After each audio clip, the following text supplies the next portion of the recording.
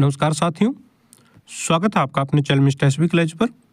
जी हाँ साथियों, एक बड़ी अपडेट आ रही है यहाँ पर आप लोगों को बता दें दोस्तों। 19/2/2025 की डेट में एक लेटर के माध्यम से दोस्तों यहाँ पर इन सभी को ये बता दिया है, जितने भी अधिकारी बैठे हैं यहाँ पर, चाहे वो एक्शन है, एससी है, एसडीओ है, सभी को दोस्तों ये चीज़ बताई गई है कि जितने कर्मचारी काम करते हैं, चाहे वो कॉन्ट्रैक्ट पर लगा हुआ है या फिर HKRN के थ्रू लगा हुआ है, यानी कि कच्चे और पक्के सब के लिए है, सभी प्रकार के कर्मचारियों के लिए, कि अगर वो किसी भी ऑफिशियल काम को, ऑफिशियल ड्यूटी को परफॉर्म करते हुए किसी हादसे का शिकार हो जाता है, जैसा कि आप लोगों को पता है LM है, ALM है, लाइनमैन जैसे होते हैं, काम करते समय भाई कोई दुर्घटना होगी, कोई गंभीर दुर्घटना होगी, तो उसके इलाज का सारा खर्च निगम उठाएगा मानवीय आधार पर। जी हाँ, मानवीय आधार पर यहाँ पर ये बोला गया है, देख सकते हैं यहाँ पर, regarding bearing of initial medical expenses during emergency indoor treatment of technical worker engage through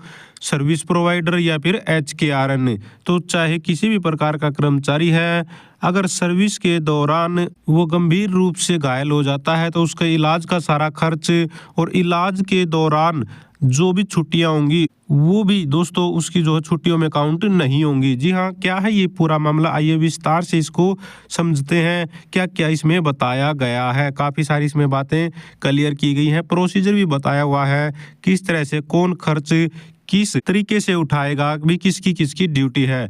साथियों यहाँ पर आप लोग देख पाएंगे, नियमित कर्मचारियों के अलावा आउटसोर्सिंग कर्मचारियों, चाहे इसमें सर्विस प्रोवाइडर के थ्रू हैं या फिर HKRN के माध्यम से लगे हुए हैं, सभी को आवश्यक चिकित्सा व्यय प्रदान करने के लिए जो आधिकारिक कर्तव्य का पालन करते समय बिजली के झटके, दुर्घटना के शिकार हुए हैं, आपातकालीन स्थिति में सरकारी सूचीबद्ध गैर सूचीबद्ध अस्पतालों के माध्यम से उपचार के लिए उक्त चिकित्सा व्यय में संबंधित आउटसोर्सिंग कर्मचारी या उसके परिवार द्वारा आपातकालीन स्थिति में उपचार के लिए नजदीकी अस्पताल तक पहुंचाने के लिए वहन की गई वास्तविक वाहन का व्यय भी शामिल होगा। यानी कि दोस्तों घायल कर्मचारी को, गंभीर घायल कर्मचारी को साथियों मेडिकल तक पहुंचाने वाली जो गाड़ी होगी उसका खर्च भी साथियों जो है निगम वहन करेगा।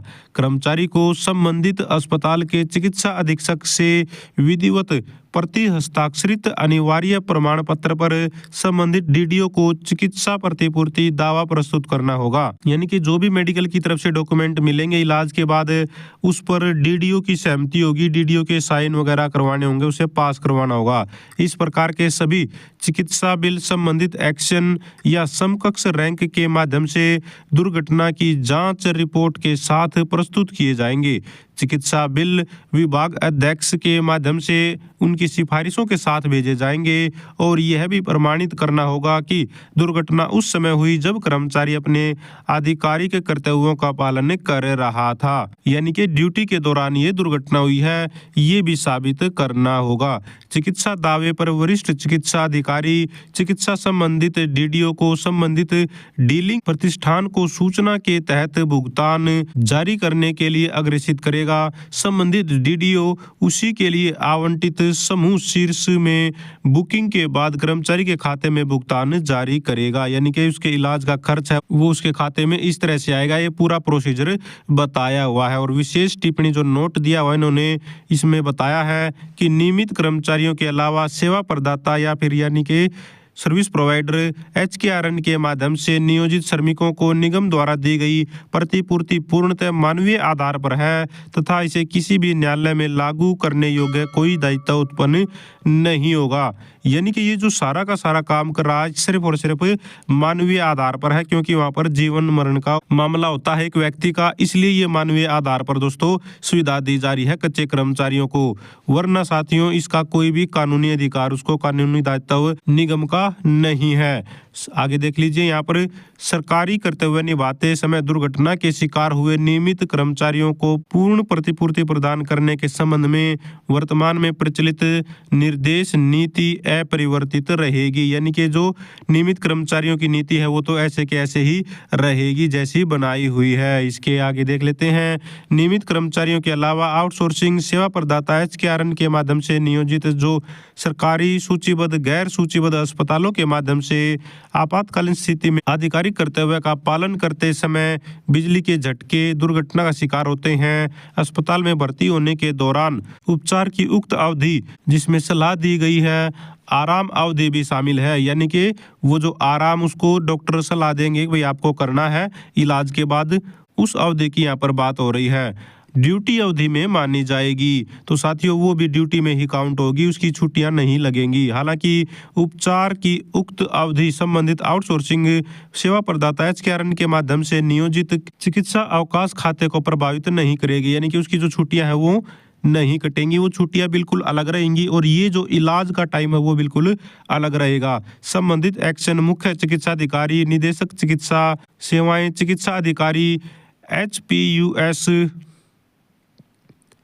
द्वारा की गई सिफारिशों के आधार पर सर्कल प्रभारी यानी कि अधीक्षक अभियंता की मंजूरी से दुर्घटना के तथ्यों की पुष्टि करने के बाद चिकित्सा अवकाश प्रदान कर सकते हैं। यानी कि साथियों इन्होंने यहाँ पर पूरा प्रोसीजर बता दिया है किस तरह से दुर्घटना होने पर एक गाड़ी के खर्च से लेकर उसके कंप्लीट इलाज से और आराम के समय से लेकर सब कुछ जो है निगम संभालेगा।